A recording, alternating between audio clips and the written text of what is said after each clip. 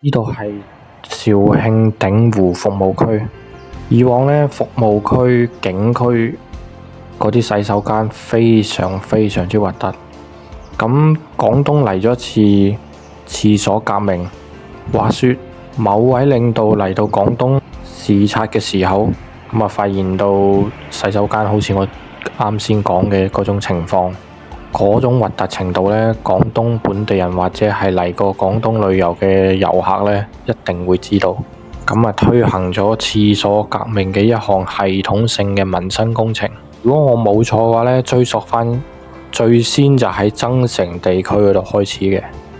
咁用咗智能無水處理廁所引導系統嘅技術啦，而且亦都包括咗硬件升級同埋推廣呢個升級廁所嘅各項措施，令到所有嘅廁所對得住衛生間呢3個字，容貌可以話煥然一新，令到我都忍唔住拍段視頻講一講呢個話題。